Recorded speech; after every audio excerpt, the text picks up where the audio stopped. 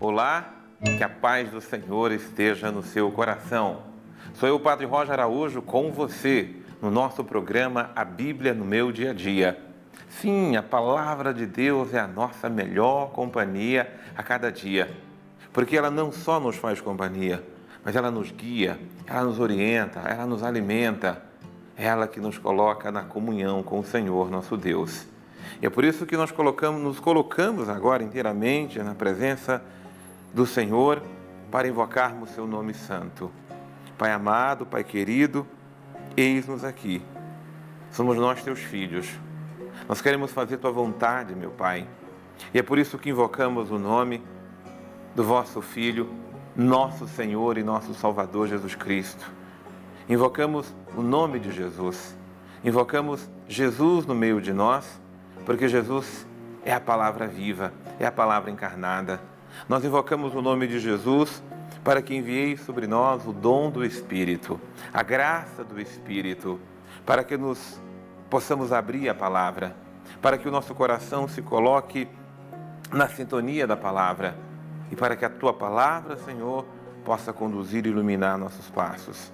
Dá-nos a tua bênção, tua graça e a tua proteção, em nome do Pai, e do Filho, e do Espírito Santo. Amém.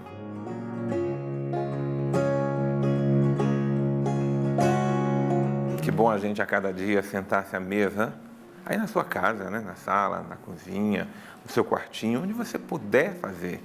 Mas sentar-se em torno da palavra de Deus para dela a gente se alimentar.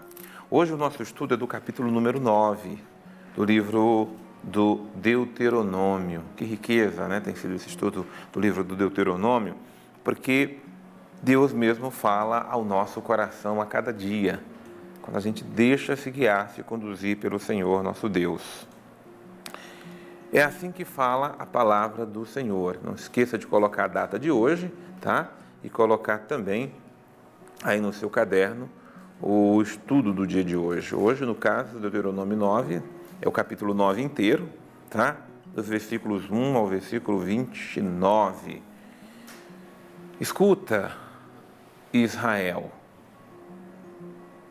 Hoje vais atravessar o Jordão para conquistar nações maiores e mais poderosas do que tu, cidades grandes, com muralhas até o céu, e um povo numeroso de estatura elevada, os Enaquitas, que já conhece e dos quais ouvistes dizer: quem poderá resistir aos Enaquitas? Fica sabendo hoje que o Senhor teu Deus atravessará o rio diante de ti, como um fogo devorador. Ele os destruirá e os fará curvar-se diante de ti, e tu logo os desposarás, ele os eliminarás, como o Senhor te prometeu. Eu já queria, logo no início, que nós pegássemos uma ordem de Deus, que é logo o primeiro versículo. Escuta, Israel. Sabe que isso é o axioma principal da relação de Israel com Deus, da relação do homem com Deus, da nossa relação com o Senhor nosso Deus. Nós só podemos ter relação com o Senhor se nós escutarmos o Senhor. Então, assim como o Senhor está ordenando a Israel, escuta, Israel, Ele está dizendo a mim e a você: escuta, Padre Roger, escuta, meu filho, escuta, minha filha. E você já viu que nós temos muita dificuldade para escutar, porque somos dispersos, porque tem muitos barulhos dentro de nós, porque vivemos as inquietações, porque nos distraímos com facilidade, e aí nós não prestamos atenção. Como é difícil o filho escutar o pai e a mãe, como é difícil o aluno escutar a orientação que o professor, o mestre está dando, mas como é mais difícil o discípulo escutar o Senhor. Essa é a lição principal do discipulado, do apostolado, da nossa missão de fé: escutar o Senhor. E Israel anda no caminho do Senhor quando Israel escuta o Senhor. Israel se perde, Israel desencaminha, tantas vezes porque deixa de escutar o Senhor. Essa ordem de Deus para nós, eu coloco aqui no meu caderno e você coloca aí no seu como um fio condutor para a nossa espiritualidade. A espiritualidade cristã, a nossa espiritualidade religiosa é da escuta. Muitos de nós achamos que é da fala. Aí fala, aí não escuta.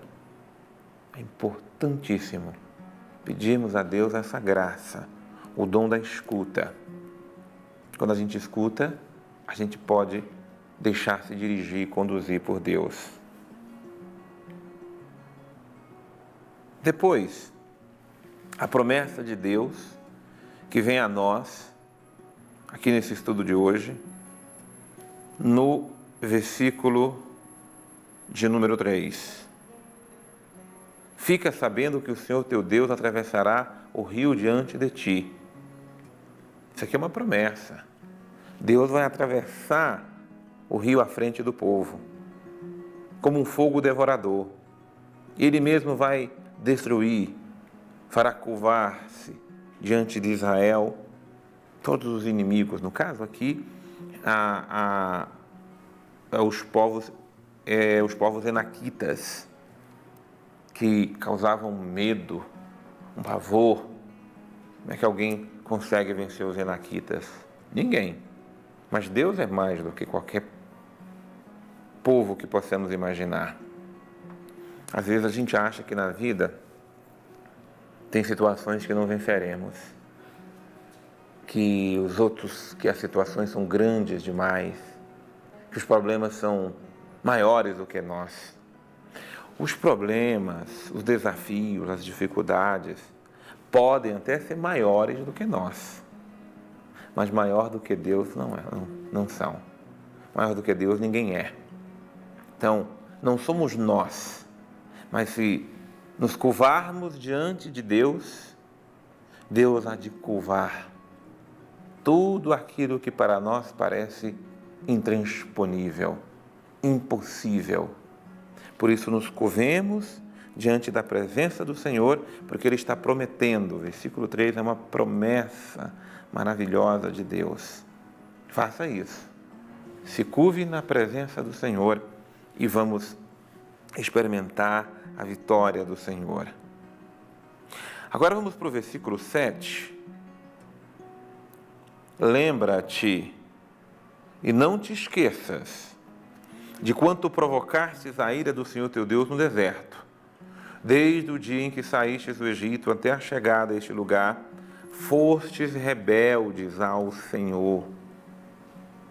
Eu já fico aqui com uma ordem de Deus, a gente lembrar, não se esquecer que nós muitas vezes provocamos a ira, não é que Deus fique irado ou cheio de raiva, é um sentimento humano que transferiu a Deus.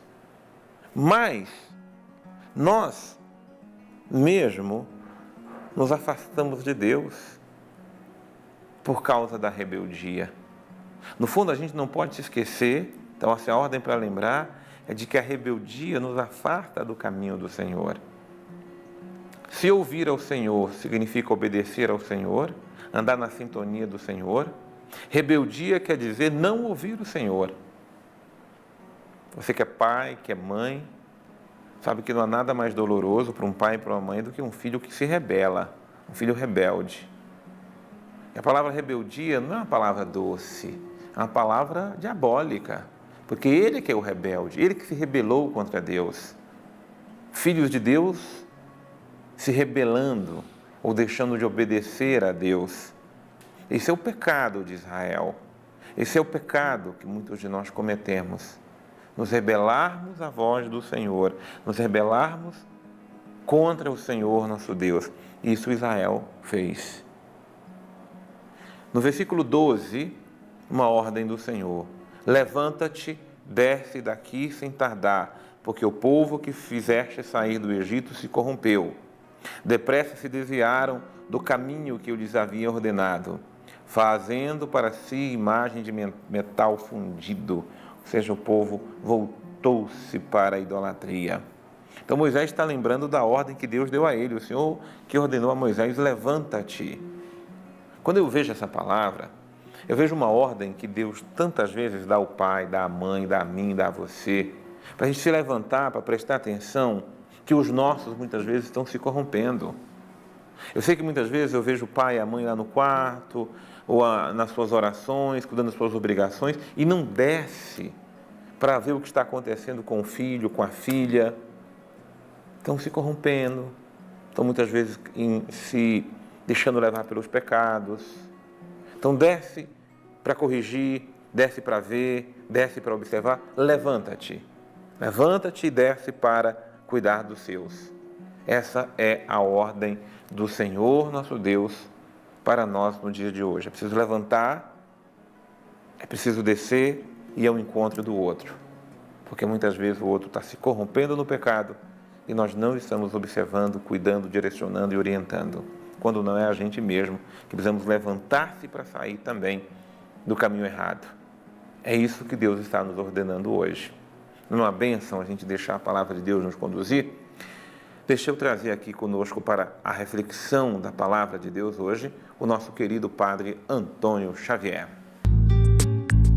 O assunto deste 9º capítulo do Deuteronômio é a terra prometida, mas não a terra em si, aquele espaço geográfico, mas a terra entendida como dom de Deus.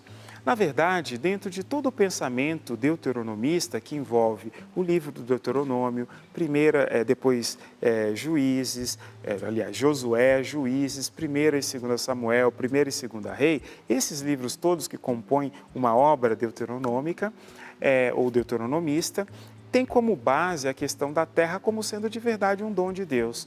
Por isso aquela expressão, ao Senhor pertence a terra e o que ela encerra, vem exatamente desse contexto do livro, que nos recorda algo muito interessante para o povo aqui. Na verdade, tudo pertence a Deus. Não tem como o povo dizer que ele tem a terra prometida. Foi prometida a posse da terra. Deus os colocaria numa terra que lhes pertence. E é assim que funciona um dom.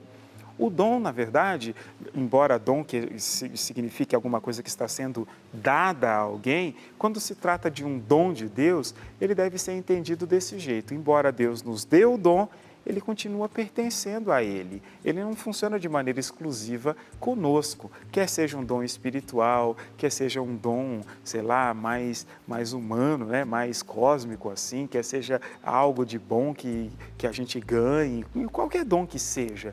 Ele acaba continuando conosco, mas ele não pertence consistentemente a gente. Veja só, alguém pode ter um terreno e dizer, esse terreno aqui é meu. Mas um dia, 100 anos atrás, um bisavô, um tataravô, podia ter dito que aquele terreno também era dele, mas deixou de ser, porque ele passou e o dom permaneceu. Isso é interessante de ser visto, né? Por isso, os dons prometidos por Deus, como é o caso da terra aqui, devem ser acolhidos com gratidão e devem ser vividos com gratidão. Porque aquele que perder a gratidão poderá perder a posse também daquele dom. É muito interessante quando nós encontramos pessoas que foram muito bem preparadas e que tinham dons de Deus para fazer tanta coisa e que depois, por escolherem uma rota, um caminho de vida meio complicado, terminam por perder tudo. E olha que na carta de São Paulo aos Romanos é dito que os dons e a vocação são irrevogáveis, mas não esses dons. Esses dons são revogáveis, porque esses fazem parte da vinha que o Senhor nos deu para criar. Qual é o dom que você tem? Não sei. Nesse caso, com certeza a sua família, com certeza a sua profissão, com certeza os seus amigos e com certeza a sua vida e a sua fé também. São todas elas dom de Deus. É bom cuidar bastante, porque tudo aquilo que é bom sempre tem alguém querendo roubar. Então, cuidemos daquilo que é nosso com muita gratidão e também com muita responsabilidade. Escuta, Israel. Senhor, como tu ordenastes ao teu povo te escutar, ordena a nós hoje que somos o teu povo a graça de escutarmos tua voz, teus mandamentos, teus ensinamentos e tua direção para a nossa vida. Dai-nos o dom da escuta, Senhor. Dai-nos o dom, Senhor, de nos colocarmos na tua presença para escutarmos a Tua direção para a nossa vida. Em meio ao caos que vivemos nos tempos em que estamos, em meio a tanto barulho, em meio a tanta confusão, em meio a tanta desorientação, Senhor, retira o nosso coração das confusões do mundo e dai-nos, Senhor, penetrar cada vez mais no Teu silêncio para escutarmos Tua voz, para sermos direcionados pela Tua vontade, para que a Tua palavra esteja ressoando, Senhor, nos nossos ouvidos, no nosso coração e nos nossos lábios. Dai-nos a graça, Senhor, de a cada dia nos lembrarmos que a Tua mão poderosa que nos conduz, que a Tua graça misericordiosa, Senhor, é que nos resgata a cada dia. Levanta-nos, Senhor, da acomodação, para que possamos nos incomodar com tudo aquilo que o pecado está fazendo em nosso meio, para podermos renunciá-lo, para podermos combatê-lo, para podermos exorcizá-lo no Teu nome, Senhor. Dá-nos a graça de sermos Teus discípulos e Te escutar cada dia. Ao Teu nome, Senhor, o poder, a honra e a glória para sempre, em nome do Pai, do Filho e do Espírito Santo. Louvado, bendito, adorado seja o Senhor nosso Deus, que nos abençoa no seu infinito amor. Não deixe de mergulhar a cada dia na meditação da palavra de Deus. Deus abençoe você. Eu te aguardo no nosso próximo programa, A Bíblia no Meu Dia a Dia.